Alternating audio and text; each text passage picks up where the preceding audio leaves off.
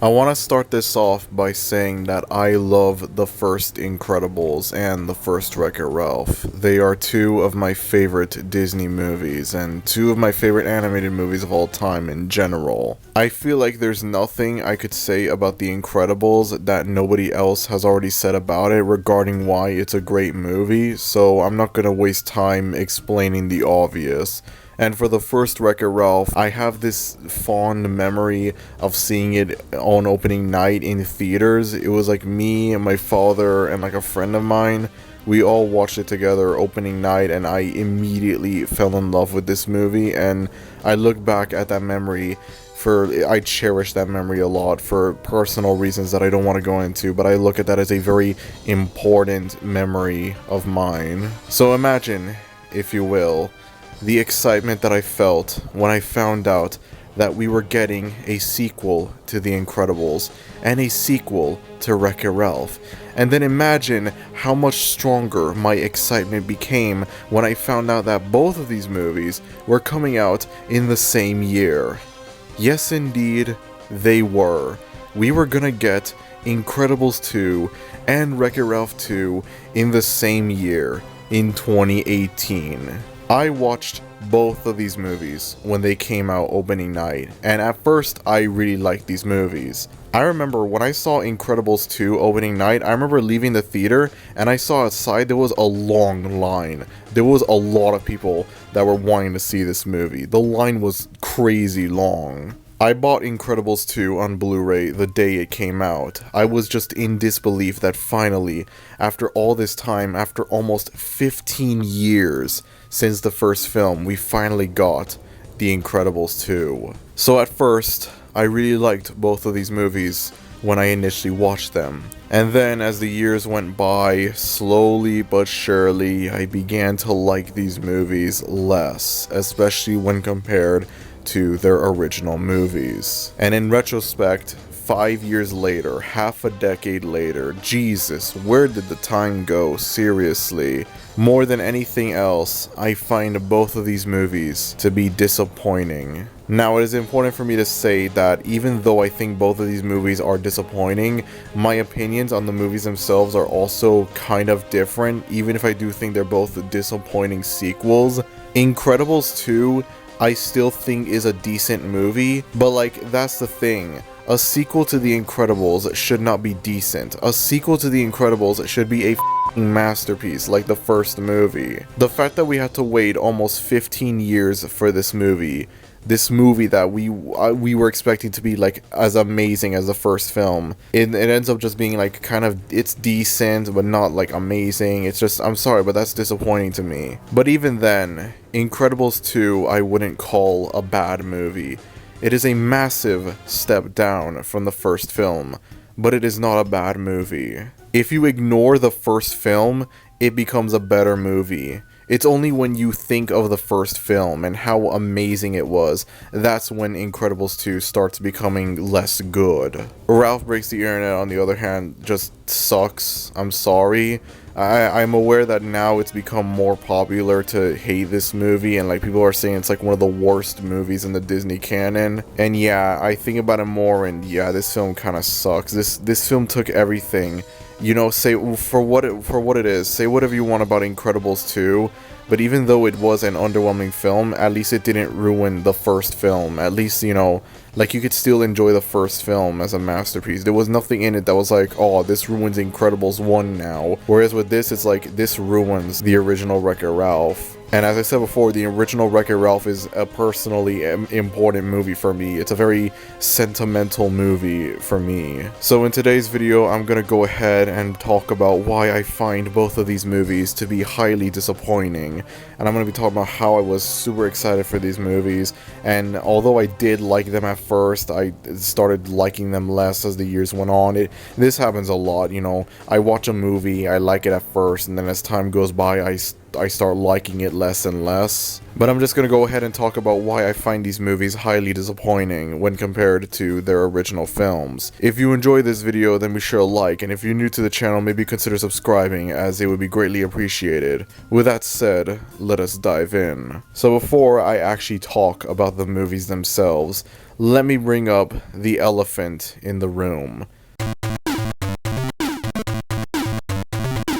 Spider-Man Into the Spider-Verse was released in December of 2018, and almost immediately it received much more acclaim from critics and audiences alike than both Incredibles 2 and Ralph Breaks the Internet. It notably won Best Animated Feature at the 2019 Oscars, beating both Incredibles 2 and Ralph Breaks the Internet, and becoming the first animated movie to not be from Disney or Pixar to win the Best Animated Feature Oscar since 2011's Rango. I feel like in retrospect, these movies kind of mark the beginning of Disney and Pixar's downfall in the animation world when compared to other studios, because after this, in 2019, you had Toy Story 4 and Frozen 2, and to date, those are like the last successful movies that Disney or Pixar have put out in terms of like box office performance. Every animated movie from Disney and Pixar that has come out after Toy Story 4 and Frozen 2, they've either been box office flops or they've been direct-to-Disney Plus movies. Either way, the future of animation for Disney and Pixar is looking very bleak, and it just continues to get much bleaker. I have yet to see Wish, but I've heard things about it, so yeah, I can't wait to watch that when I get the chance. I will never forget how in 2018, we received a sequel that a lot of people, myself included, have been waiting for a very long time, and it didn't receive any attention. It wasn't like the big animated movie of 2018. No, all of the attention went towards this brand spanking new Spider-Man movie that completely changed the animation scene, baby. I'm bringing this up here because earlier this year, there was a lot of like comparisons people were making between Spider-Man Across the Spider-Verse and Elemental, with a lot of people saying like Elemental is a bad movie and it's like severely inferior to Spider-Verse and all that stuff. And listen, I agree that Across the Spider-Verse is obviously the better movie compared to Elemental, but honestly, I feel like Elemental is kind of overhated. Like, after 2022, after what I personally consider to be the lowest point in Pixar's history, Elemental was like a comeback of sorts. It's not an amazing movie, it's not a masterpiece, but like, you know what, I like it. It's a fine film for what it is. It's a worthy addition to Pixar's catalog, and again, it is a massive step up from their 2022 catalog, which I again consider to be their nadir. I don't feel like it's really fair to compare Across the Spider-Verse to Elemental in the same way that we compared Into the Spider-Verse to Incredibles 2, because Into the Spider-Verse and Incredibles 2 are similar in that they're both animated superhero movies, whereas with Elemental and Across the Spider-Verse, there's like literally nothing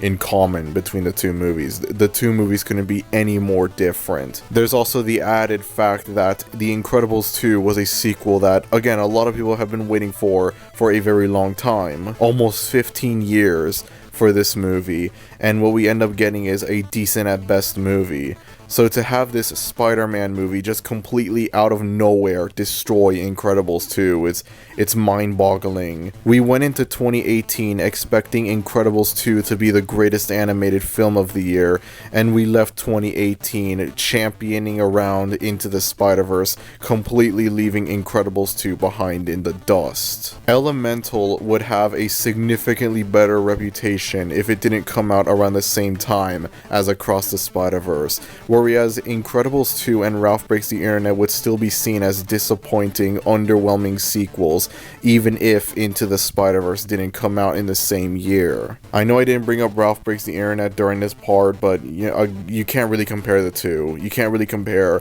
Ralph Breaks the Internet to Into the Spider-Verse. It's not really like fair to compare the two movies, because again, nothing in common. So with that said, let's talk about Incredibles 2 and Ralph Breaks the Internet and what makes them disappointing sequels.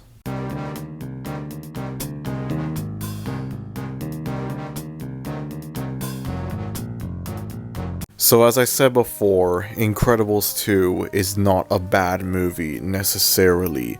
It is disappointing, it is underwhelming, it is inferior to the first movie, but it's still not bad. If I were to rate it from 1 to 10, I'd probably give it like a 7 out of 10. Obviously, that's a massive downgrade from the first movie, which is a straight 10 out of 10, but still, it's good. There are good things to say about Incredibles 2. It's not a terrible movie, not at all. It has its moments, but it also could have been a lot better. We waited almost 15 years for this movie to come out, which I know I keep bringing that up a lot, but still, do not underestimate how long the wait was between Incredibles 1's release and Incredibles 2's release. Do not underestimate it, seriously. We waited almost 15 years for this movie, and what we end up getting is a rehash of the first movie, except Helen is the main character instead of Bob. In the first movie, Bob is the one that does all the superhero stuff, while Helen stays home and takes care of the kids. In Incredibles 2, it's the other way around. Helen's the one that does the superhero stuff, while Bob is the one that stays home and takes care of the kids. Now, there isn't anything wrong necessarily with having the roles be reversed, but here's the thing. The whole thing with the Incredibles is that they're meant to be a superhero family, but something I've noticed very recently is that very rarely in the movies do you see the Incredibles fighting crime together as a family. For a majority of both of these movies, you never see them fight together as a family. In the first movie, the Incredibles don't fight together as a family until like the last 30 minutes of the film. And then in The Incredibles 2, it's only at the very beginning of the film and the very end of the film do they fight together as a family. I can excuse this for the first film because it could act as sort of like a superhero origin thing, I don't know. Like, you could say that. However, for Incredibles 2, there is no excuse. And again, the extremely long wait for this movie did not help at all. That does kind of irk me. Like, I realize that now, when you think about it, The Incredibles is kind of like false advertising. Because the whole thing about these movies is that it's meant to be like a crime-fighting, like, superhero family. And yet, only like on rare occasions in these movies do they actually like fight together as a family. Incredibles 2 introduces 2 new characters. I don't remember their names, and I'm not even gonna bother trying to look up what their names are because I really don't care. So I'm just gonna refer to them as Saul Goodman and Roxanne from Megamind, respectively. The former is because he's voiced by the one, the only Bob Odenkirk, and the latter is because, well, I mean, look at her. She looks like Roxanne from Megamind. Like, the resemblance is... Actually, I'm not gonna finish that sentence. I almost made a huge mistake. I almost made a very huge mistake. If you know, you know. I don't really have anything to say about Saul Goodman over here, but Roxanne is like probably the worst villain in any Pixar movie ever. For one thing, I'm just gonna go ahead and say that Screenslaver was a cool idea for a villain, and I hate that they just completely wasted it. Screenslaver had the potential to be a better villain than Syndrome, like surpass Syndrome as being a villain. And they're just like, nope, it's Roxanne over here. Screenslaver's not the villain, it's Roxanne. Screenslaver's just some random guy. Roxanne's the real evil mastermind behind all of this. Okay, let me just go ahead and explain why Syndrome works while Roxanne doesn't work. Number 1, when The Incredibles first came out, the whole twist villain thing that Disney and Pixar would become infamous for overusing in the future, it was still a fresh, brand new thing at the time. By the time Incredibles 2 came out, the whole twist villain stuff just felt very boring, very overused and dull. It's like, just give us a pure evil villain again, please, for the love of God. And eventually, our wish was granted.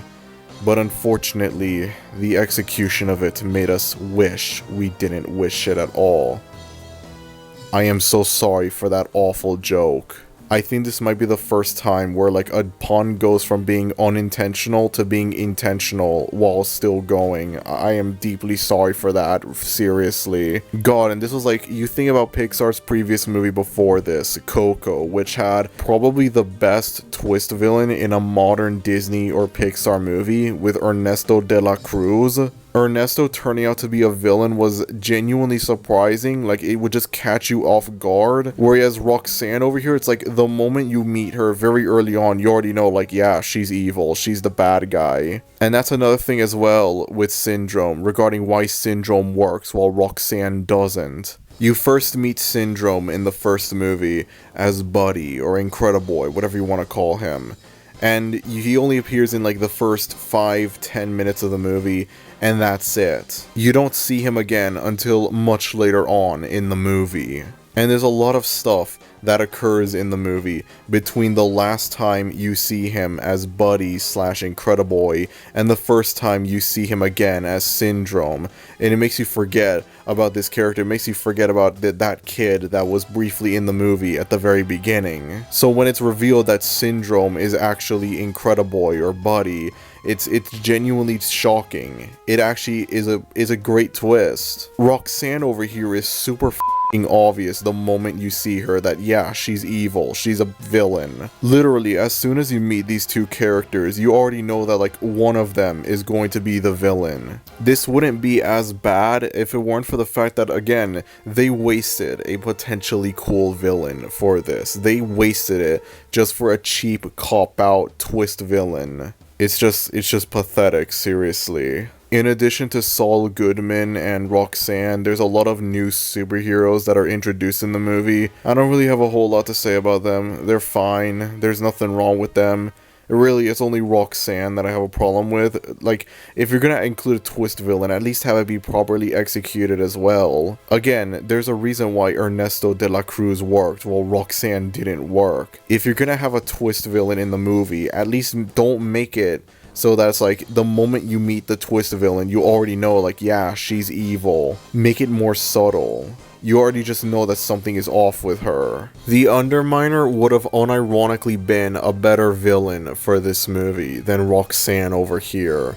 You know, that's just the craziest thing. The first Incredibles ended with the family ready to take on this new villain, the Underminer, and it just ends with a cliffhanger before any action is actually done. And it makes you wonder, if they were to do an Incredibles 2, would it be like they continue off this whole thing, or would they just not continue it at all, and this is just another adventure for the Incredibles? And then lo and behold, it's revealed that the Incredibles 2 would begin right where Incredibles 1 ended. So after almost 15 years, I'm sorry, but I have to constantly bring up how long it took for us to get this movie, just so that you can truly understand why it's so disappointing. We finally get to see the Incredibles take on the Underminer. And it's only for the first few minutes of the movie. And the Underminer gets away scot-free. The Incredibles don't stop him. And he is never seen or even heard from again for the rest of the movie. Nobody brings him up after the first few minutes. That is extremely lazy writing that I would not expect to see from Pixar, especially not from what's supposed to be a continuation to one of their greatest movies. Like, if this was some Illumination movie, I wouldn't think much of it, but this is from Pixar. This is a sequel to the Incredibles. That's just pathetic how they just leave it off like that. They're just never to be it's one thing if it's like, okay, the Underminer got away and that's it, but like, you never hear him again. You never hear about him again for the rest of the movie. There's no like references at all of him at all. Well, at least we have that old Rise of the Underminer tie-in game. You know what, I'm gonna tell my kids that this was the real Incredibles 2, because even though I've never played this game, I'm willing to bet that this is a much better Incredibles 2 than the real Incredibles 2. I have a theory that might suggest why Incredibles 2 turned out kind of disappointing and underwhelming when compared to the first movie. Back around 2015, Pixar posted this image onto their social media accounts, onto Twitter and whatnot. This was around the time when The Good Dinosaur was their next upcoming movie. If you look, you could see that Toy Story 4 was supposed to come out in June of 2018, while Incredibles 2 was supposed to come out in June of 2019. I also remember seeing like stuff about how like Toy Story 4 was originally supposed to come out in the summer of 2017. So yeah, this image was posted sometime in 2015. And then at some point, I guess Pixar decided to swap the release dates for the two movies so that Incredibles 2 would be coming out in 2018 and Toy Story 4 would be coming out in 2019. The fact that Incredibles 2 lost a full year of development, I want to imagine led to it feeling a lot more rushed and half-baked when compared to how it should have been. If the film had come out in 2019, chances are it could have been a better movie, even if we had to wait a longer time. Of course, this is all just speculation. There's a very good chance that The Incredibles 2 would still turn out the same way, where it's like, it's good, but it's very disappointing and underwhelming, even if it did come out in 2019. I don't know. But if this is the case, where it's like Incredibles 2 was like rushed, I'd say, because of Toy Story 4, then like, oh my god, you know, they really rushed out a sequel that literally everyone had been wanting in favor of putting more time into a sequel that literally nobody f***ing wanted. Wow. As if there already weren't enough reasons to not like Toy Story 4. Again, there are good things about Incredibles 2. I find the scenes where like Bob is trying to be a good dad to the kids, I find them to be charming, and I honestly kind of like them more than like the main plots with Elastigirl. Like, I'm more invested in them. Of course, this is a downgrade from the first movie where it's like the A plot and the B plot with Bob and Helen are like equally great. The animation in this movie is gorgeous, and it's like it just shows like how much the animation, like CGI animation, had improved over the years, you know? The first Incredibles had this kind of like dull color scheme. Everything was like very grayish, and then Incredibles 2 is a lot more colorful in comparison. Admittedly, I'm not sure if the kind of dull gray color scheme that the first Incredibles had, I'm not sure if that was like an artistic decision or if it was like because of the limitations of CGI. I have no idea, but that's gone in this movie. This movie is a lot more colorful, and it's a beautiful looking movie. It's gorgeous, the animation. It is a fun movie. It's not bad at all, but man, we waited almost 15 years for this movie, and it's just so disappointing, seriously. It does beg the question, will we ever get an Incredibles 3? I have no idea, honestly. Maybe The Incredibles could end up having something similar to the Cars series, where Incredibles 3 is a legit masterpiece of a movie that's like on par with the first film, and it like disregards everything in the second film, similar to what Cars does. I mean, to be fair, the first Cars is nowhere near as good as Incredibles 1, and Incredibles 2 is nowhere near as bad as Cars 2, but still, I could see that happening. I'm also just gonna say as well, if Pixar were to ever make an animated movie with like the Spider-Verse art style, if they were to just once experiment, take that risk, and like make a Spider-Verse style movie, a movie with like an art style similar to Spider-Verse or Puss in Boots or whatever, TMNT Mutant Mayhem, if they were to do it for one movie, it would have to be Incredibles 3. Like, tell me you wouldn't want that, seriously. An Incredibles 3 with a Spider-Verse inspired art style. Like, tell me that wouldn't be f***ing amazing, seriously. Unfortunately, I highly doubt that it will ever happen. I mean, this is Disney we're talking about here, alright? Knowing how Disney is, they would greenlight a f***ing live-action remake of The Incredibles before they would ever greenlight an Incredibles 3 that has a Spider-Verse inspired art style. It's sad, but that's just the reality of things. Anyways, with that said, I think I've said everything that I wanted to say about Incredibles 2, so let us move on to Ralph Breaks the Internet. For both of these movies, I had to naturally re-watch them in order to properly review them for this video. And in the case of Ralph Breaks the Internet, this was my first time watching the movie since I initially watched it in theaters when it came out all the way back in November of 2018. By that point, the reputation of the movie had decreased significantly, with many people calling this one of the worst movies in the Disney canon, because I remember reception to this movie was pretty positive when it first came out within the animation community. I mean, obviously, the critics' opinions and Disney adults' opinions, they're going to be different from what the animation community thinks. So I'm sure there's critics and Disney fans that are oblivious to the animation community that they still think this is a really good movie. For the case of those that are in the animation community, though, yeah, this movie, it's really bad in retrospect. A lot of people are saying this is one of the worst movies in the Disney canon and whatnot. Considering the fact that it has been over 5 years since I had seen this movie, I was ready to rewatch it and see, is it that bad?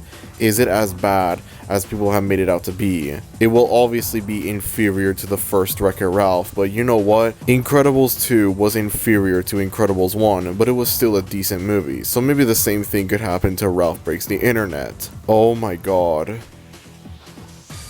I don't think I've ever seen a movie age this poorly before in my life. I don't think I've ever watched a movie and I've questioned, how did I like this at some point? How did I think this was not that bad? Seriously. When I first watched this movie in theaters, I thought, yeah, it was decent, it was good. Now, I'm just oh wow, I'm just wow. I'm just gonna say this right here. Ralph Breaks the Internet is, in my opinion, the worst movie in the Disney canon. Out of the 60 plus movies that Disney has released since 1937, this is the worst one.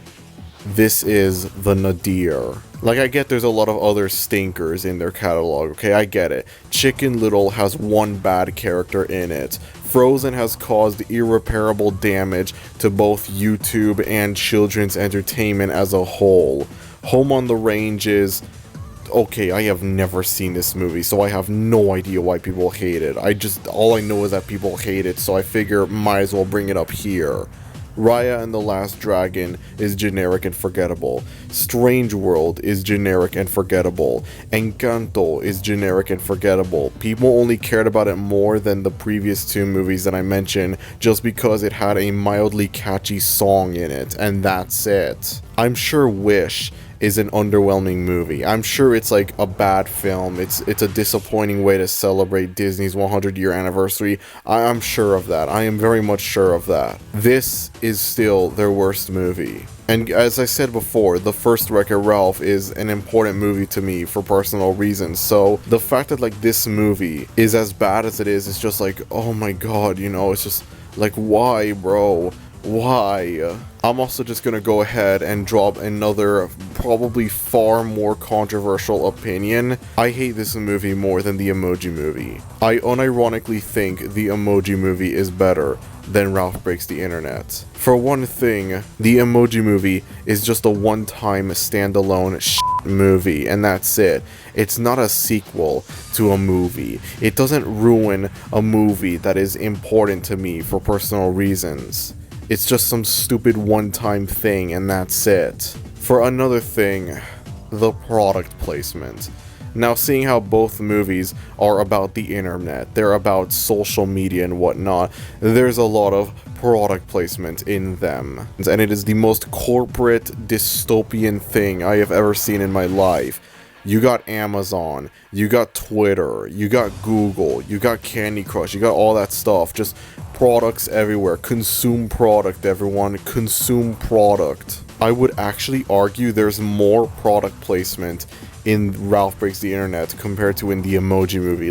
Excessive product placement. It's actually insane how much of it there is in this movie. I don't think the Emoji Movie had this much product placement in it, seriously. And the one thing regarding the product placement that pushes Ralph Breaks the Internet below the Emoji Movie is the Disney product placement. There's a scene in this movie that is basically just Disney worshipping itself. Disney showing off every brand that it owns. Disney just showing off like, yeah guys, we own Star Wars, we own Marvel. Isn't this cool, guys?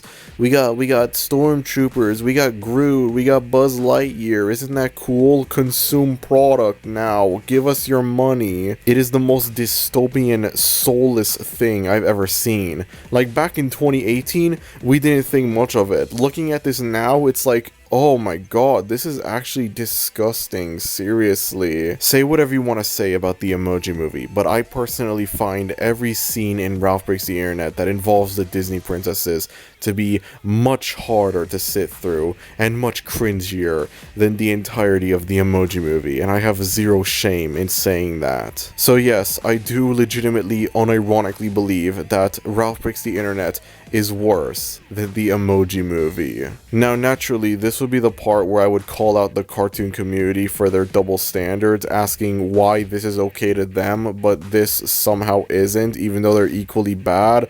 But considering the fact that a lot of cartoon YouTubers now think this movie is bad, there's no point in doing that. So you know what? I'm proud of y'all. I love me a good redemption arc. I really do. Thank you for getting your shit together. I'm just baffled at the fact that, like, the Emoji Movie went from being a ripoff of Wreck-It Ralph to being ripped off by Wreck-It Ralph. Like, just, wow, seriously. So the movie is about Ralph and Vanellope going into the internet in order to purchase a steering wheel for Sugar Rush, which had been broken, in order to save the game. Which, I mean, sure, that's fine, I guess, but it's just, the way this is executed is just really bad. This idea itself of like them going into the internet to purchase this steering wheel for, you know, to save Sugar Rush, that's fine. That is not the problem with this storyline. The problem with the storyline is everything else surrounding it. Ralph, for some reason, is like extremely obsessive over Vanellope, as in like he cannot stand the idea of not being with her for like a minute, for like even a minute or two. And I have no idea why it's like this. There was literally nothing like this in the first movie. Nothing like this at all. And considering the whole thing that, like, Ralph is a grown man, or while Vanellope is a literal child, it's just like what the f***, man? Seriously. It just feels really out of character, and just, it's uncomfortable as hell to watch. I'm gonna admit in advance that I have not seen the first Wreck-It Ralph in years. I intentionally made sure to not watch the first movies of The Incredibles and Wreck-It Ralph for this video, because I want to see if these sequels stood on their own without the first movie, and spoiler alert, they didn't. So if I get this wrong, then I sincerely apologize. But in the first movie, if a character is outside of their game for too long, especially when the arcade is open, then that could be very dangerous for them. And also in the first movie, the Fix-It Felix Jr. is put out of order because Ralph isn't in it, because he's stuck in Sugar Rush. However, in this movie, that rule is completely thrown out the window, as Ralph and Vanellope spend a majority of this movie, like 98% of this movie, in the internet, outside of their respective arcade games, and like somehow there's no problems at all. It's not like either of these games go out of order or anything like that. And it's not like they go during the nighttime. If they went during the nighttime while the arcade was closed, then this would be fine. But the first time you see them sneak into the arcade, it's during broad daylight, while the arcade is still open. This one little detail could have easily fixed this massive plot hole, but nope. They enter the internet during the day, during the arcade, like, opening, while it's open, basically, while the arcade is open. All of these, like, viral memes and whatever with Ralph that's within the world of the movie, and yet somehow nobody questions the fact that Ralph is missing from Fix-It Felix Jr. in this arcade, somehow. There's, like, this gritty online racing game that the two of them go into at some point, and then, like, Vanellope becomes, like, fascinated by it, and she considers it to be like her new home and whatnot because she's bored of Sugar Rush. At the end of the movie, it's revealed that like they coded the game so that she could be inside of it without glitching or anything like that. I have no idea. But then like how the hell does that explain in the fact that like Sugar Rush in the arcade, like it just inexplicably has one character removed. Like anyone that goes to the arcade to play Sugar Rush, they're gonna notice that Vanellope is not there, and they're gonna be really confused as well. Imagine maining Vanellope in the Wreck-It Ralph universe, and it's like the character that you main is like just removed from the game out of nowhere. You know what? This just made me think of something. This is just a random thought that I have that just has nothing to do with this movie and like why it's bad, but it's something I just thought of. Okay, so you have Fix-It Felix Jr., right? There it is, just right there. Surely this isn't the only arcade cabinet for Fix-It Felix Jr. out there. Surely there's tons and tons of other ones, which means that there are tons of different Wreck-It Ralphs, tons of different Fix-It Felixes, and who knows if they're like the Wreck-It Ralph and Fix-It Felix that we know. In the first movie, the main villain was King Candy, and by the end of the movie, he is no longer in the game at all. Perhaps in other versions of Sugar Rush, they still have King Candy in them, maybe? At the same time though, in Ralph Breaks the Internet, it's brought up that the people behind Sugar Rush went out of business years ago. But I mean, like, that doesn't mean other arcade cabinets for Sugar Rush doesn't exist. So maybe these other ones have King Candy in them. Or maybe not, because King Candy turned out to just be Turbo, that old racing game or whatever that was replaced. And then maybe there are other arcade cabinets for Turbo as well, that are completely normal and not like the one evil one that we know. So there's basically just like a multiverse thing, a multiverse of different Wreck-It Ralphs, a multiverse of different stuff like that, different Sugar Rushes, I don't know. Boom. I just came up with a way more interesting, way better plot for a Wreck-It Ralph sequel than this garbage. I hate this movie. I really, truly hate this movie. I didn't think it was going to be that bad when I rewatched it. I thought like, okay, maybe this is disappointing, maybe it is inferior to the first film, but like, it can't be that bad. It really can't be that bad. It is that bad. There's just something really cynical about this movie. Something that's just like, the Disney self-worshipping is just like the worst thing I've ever seen. Like, how were we okay with this? I mean, obviously now the movie's reception has gone down lower, but back then, we were somehow okay with this. We somehow thought this was good. I remember at one point claiming that this was the good version of the Emoji Movie. And boy, that's a statement that has aged like milk for sure. I see a lot of people say like this movie doesn't exist and that Wreck-It Ralph is just a standalone movie with no sequel, and you know what, I agree. Why am I wasting my time hating on this non-existent sequel to Wreck-It Ralph? Why am I talking about it as if it's a real movie that exists? It's clearly not. I'm just talking about random crap out of my head, just weird delusions, hallucinations. There is no Wreck-It Ralph sequel. There was no Disney canon movie in 2018. It went from Moana to Frozen 2, and that's it. This never happened at all. What a terrible movie, seriously. You know how during the Incredibles 2 segment, I talked about how maybe an Incredibles 3 would work? Yeah. I hope they never make a Wreck-It Ralph 3, because I don't want to run the risk of having a movie that will further ruin the first film. I remember being excited for this movie, and Incredibles 2, when they were first announced, and for them to turn out this way, it's just... like, it just sucks, seriously. Man, I just think about how, like, if it weren't for Spider-Verse coming out at the very end of 2018, that would have been a year for animated movies if it weren't for Into the Spider-Verse, seriously. I think like the only other like great notable animated movie that came out that year was Isle of Dogs, which I've never seen, but I've heard it's a really good movie, and it does look like a really good movie, but that's not enough. If it weren't for Spider-Verse, 2018 would have been a year for animated movies. There was like no pre-release hype for this movie. I don't think anyone was excited for this movie at all. I heard like nobody talk about how excited they were for this movie prior to it coming out at all. There was like no pre-release hype at all. Nobody expected this to be a masterpiece. Nobody expected this to be one of the greatest animated movies ever made. Nobody expected this to completely change animation.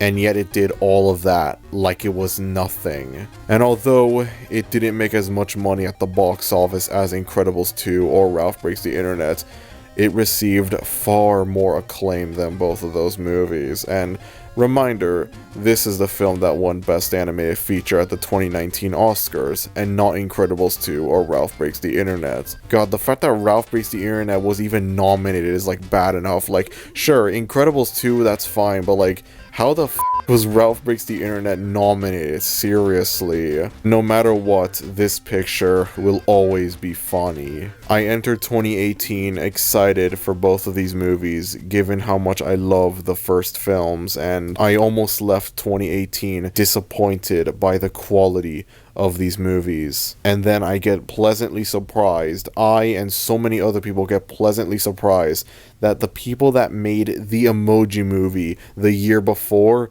they would go on to make this. And then they would go on to make a sequel that is even more of a masterpiece than the first movie. And then they would go on to make a third movie that will most likely be even more of a masterpiece than the first two movies. If I went back in time to 2017 and I told people that next year the best animated film of 2018 wouldn't be Incredibles 2, but it will instead be a Spider-Man movie from the same people that gave us the Emoji Movie, I would be laughed at. I would be ridiculed. They would think like there's no way that would ever happen. And yet here we are.